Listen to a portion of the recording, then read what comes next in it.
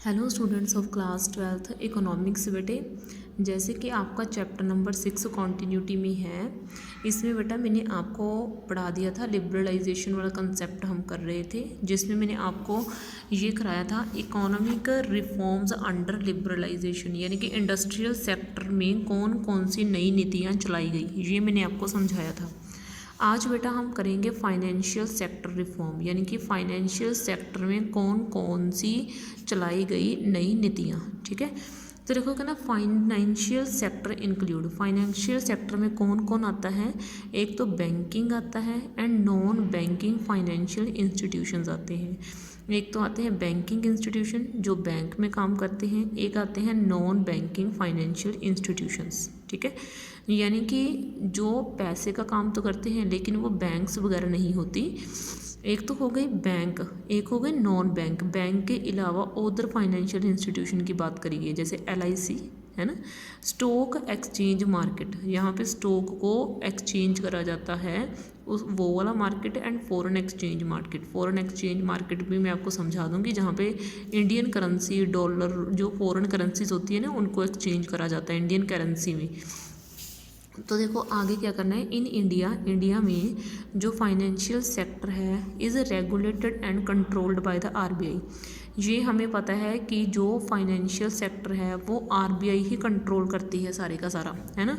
और जो RBI जो, तो देखो बेटा, जो इंडिया में फाइनेंशियल सेक्टर है वो RBI के द्वारा कंट्रोल किया जाता है और RBI के द्वारा ही रेगुलेट किया जाता है। ठीक है, यानी कि रिजर्व बैंक ऑफ इंडिया के अंडर ही हमें पता है कि सारा बैंकिंग सिस्टम आता है।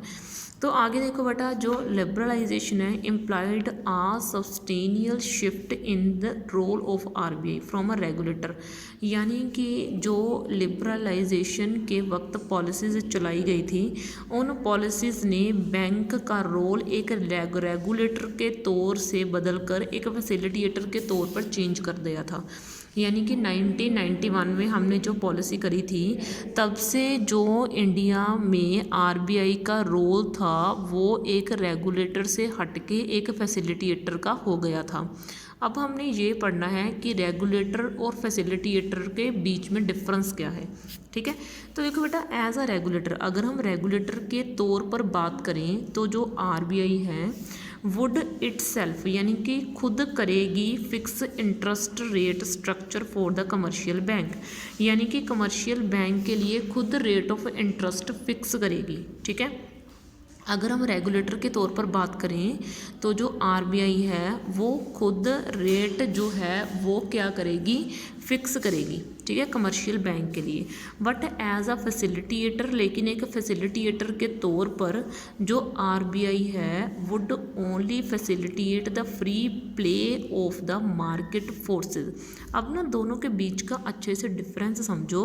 अगर हम रेगुलेटर के तौर पर बात करें तो जो RBI है वो कमर्शियल बैंक्स के लिए खुद रेट ऑफ इंटरेस्ट तय करेगी, लेकिन अगर हम फैसिलिटेटर के तौर पर बात करें तो RBI जो है वो गवर्नमेंट के लिए मार्केट फोर्सेस में फ्री योगदान देगी। यानी कि हमने मार्केट में पैसे की सप्लाई को कैसे कम करना है, अगर इन्फ्लेशन और डिफ्लेशन की कंडीशंस आ जाती हैं तो उनको हमने कैसे कंट्रोल करना है। यानी कि बात सीधी सी ये है कि जो रेट ऑफ इंटरेस्ट है वो कमर्शियल बैंक्स के ऊपर छोड़ देगी कि आप कंडीशन के हिसाब से थोड़ी सी रिलैक्सेशन दे सकते हो इसमें।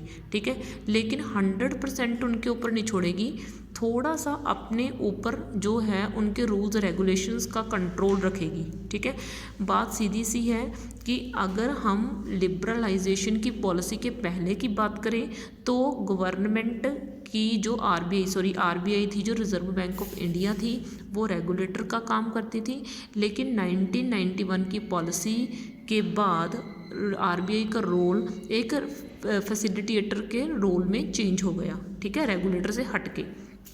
तो अब देखो बेटा, आगे है हमने पढ़ना है कि फ्री प्ले का मीनिंग क्या है। तो देखो free play of the market forces has led to the emergence of private bankers both domestic as well as international. यानी कि हमारा जो बैंकिंग सिस्टम है वहाँ पे जो प्राइवेट बैंकर्स होते हैं उनको भी हमने बढ़ावा देना है अच्छे काम के लिए, यानी कि उनको भी हमने फोर्स करना है कि आप लोगों को लोन दो कम रेट ऑफ इंटरेस्ट के ऊपर, ताकि हमारी कंट्री में इंडस्ट्रियल एग्रीकल्चर सेक्टर आगे जा सके और हमारी कंट्री की ग्रोथ हो सके। ठीक है, तो गवर्नमेंट ने उनके लिए भी एक बहुत अच्छा जो है रोल प्ले करा, आरबीआई ने भी उनके लिए बहुत अच्छा रोल प्ले करा। किसके लिए? प्राइवेट बैंक्स के लिए। ठीक है, चाहे वो प्राइवेट बैंक्स हमारी कंट्री में हैं, चाहे वो हमारी कंट्री से बाहर हैं। हमारी कंट्री से बाहर कौन सी बैंक्स? लाइक IMF हो गया, लाइक वर्ल्ड बैंक हो गया, है ना। क्योंकि अगर हम इन बैंक्स में पैसा जमा करवाते हैं, जब हमें क्राइसिस के टाइम नीड पड़ती है तो ये बैंक्स हमें देने के लिए तैयार हो जाते हैं। ठीक है, तो अब देखो बेटा आगे, liberalisation has also allowed FII का मीनिंग, FII का मीनिंग क्या है? Foreign institution investor. जो ये लिबरलाइजेशन की पॉलिसी है, फ्रीडम की पॉलिसी है, इसने जो विदेशी निवेशक हैं या फॉरेन इन्वेस्टर्स हैं उनको ना एक खुल दे दी, उनको एक छूट दे दी कि आप हमारी कंट्री में आओ, इन्वेस्टमेंट कर सकते हो। ठीक है, क्योंकि दूसरे का हमारी कंट्री में आके इन्वेस्टमेंट करने का मतलब ही क्या है कि हमारी कंट्री का ग्रोथ रेट, हमारी कंट्री का GDP ऑटोमेटिक इंक्रीज़ होगा। चाहे वो अपना प्रॉफिट निकाल के ले जाएंगे फॉरेनर्स, लेकिन GDP तो वो हमारी कंट्री का बढ़ाएंगे ना। ठीक है, तो आगे देखो, कॉन्जिक्वेंट मीन्स होता है as a result. Consequent upon these changes, इन जो है चेंजेस का रिजल्ट ये निकलेगा कि जो फाइनेंशियल सेक्टर होगा इंडिया में हैज़ शोन। आगे देखो बेटा, तो इस तरीके से जो मल्टी डायमेंशनल ग्रोथ में अपना रोल प्ले कर रही है। ठीक है, कौन? आरबीआई। इन चेंजेस के कारण ये पॉसिबल हो पाया, अदरवाइज नहीं। ठीक है, तो यहाँ तक तो मैंने आपको करवा दिया। अब देखो बेटा नेक्स्ट जो है वो है हमने पढ़ने फिस्कल रिफॉर्म। पहले आपको फिस्कल वर्ड का मीनिंग पता होना चाहिए, फिर रिफॉर्म का मीनिंग पता होना चाहिए, फिर आप फिस्कल रिफॉर्म के बारे में अच्छे से पढ़ोगे।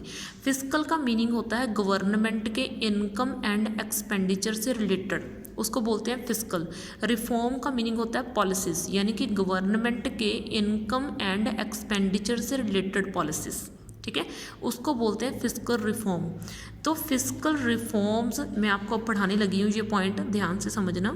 Fiscal reform related to revenue and expenditure of the government. मैंने अभी तो आपको बोला कि फिस्कल रिफॉर्म का मीनिंग ही क्या है? जो गवर्नमेंट के खर्चे और इनकम से रिलेटेड हो। ठीक है, टैक्स रिफॉर्म, और गवर्नमेंट को इनकम कहाँ से होती है? टैक्सेस से। ठीक है, तो tax reforms are the principal component of fiscal reform. ठीक है, तो फिस्कल रिफॉर्म का आगे एक और बहुत बड़ा सिद्धांत क्या है? Tax reform. टैक्स से रिलेटेड पॉलिसीज चलाई गई। अगर गवर्नमेंट के खर्चे और गवर्नमेंट की इनकम में सुधार करना है तो सबसे बड़ा सुधार क्या है? टैक्स की पॉलिसीज़ में सुधार करना। ठीक है, चाहे वो टैक्स की पॉलिसीज डायरेक्ट टैक्स की हैं, चाहे वो इनडायरेक्ट टैक्स की पॉलिसीज़ हैं। ठीक है, अब डायरेक्ट टैक्स की कौन सी पॉलिसीज़ हैं? डायरेक्ट टैक्स इस तरीके के होने चाहिए कि उनका रियल बर्डन उसी पर्सन के ऊपर पड़ना चाहिए जिसके ऊपर टैक्स लगाया गया है। ऐसा नहीं है कि टैक्स किसी और के ऊपर लगा दिया और उसको भर कोई हो रहा है, ऐसा नहीं होना चाहिए। तो डायरेक्ट टैक्सेस के बारे में पहले हमको पढ़ाया गया है कि डायरेक्ट टैक्सेस वो टैक्सेस होते हैं द बर्डन ऑफ विच, जिसका burden can not be shifted, shift नहीं किया जा सकता दूसरों के ऊपर। ठीक है, एग्जाम्पल इनकम टैक्स हो गया या फिर वेल्थ टैक्स हो गया। One who pays such a tax himself bears a burden of it, जिसके ऊपर टैक्स लगाया है वही इसका जो है ना वो इसको बियर करेगा, टॉलरेट करेगा।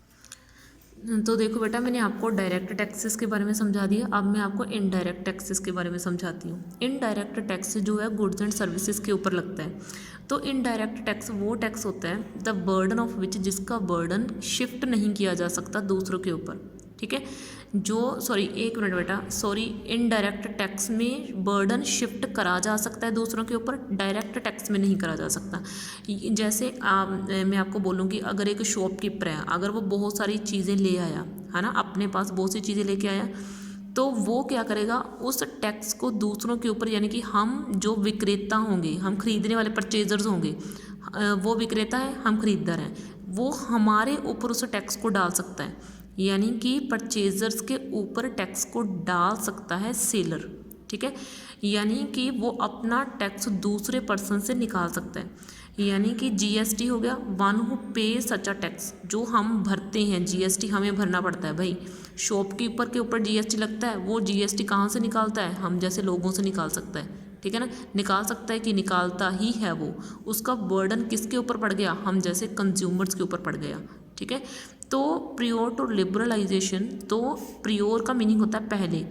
जब लिबरलाइजेशन नहीं था तो टैक्स स्ट्रक्चर कंट्री में बहुत ज़्यादा कॉम्प्लेक्स थी। मैंने आपको बोला ना, जब से जीएसटी आया, जीएसटी से पहले 17 तरह के टैक्स लगा करते थे, चीज़ों के ऊपर 17 तरह के टैक्स लगा करते थे, जिसमें सबसे मशहूर टैक्स था VAT tax, value added tax, जो मैंने आपको बताया हुआ है, ठीक है।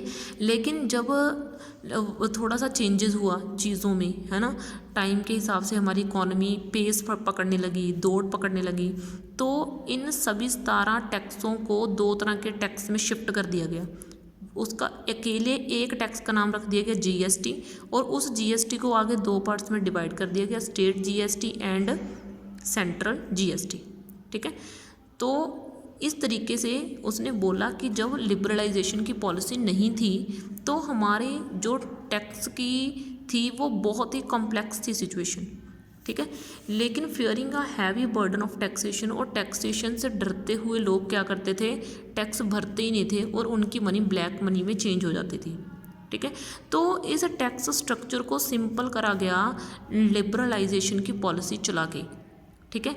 इससे लोगों को छुटकारा दिलाया गया, और जिसका टैक्स बनता था उसी के ऊपर लगाया गया, ताकि वो दूसरों के ऊपर ना पड़े, ठीक है।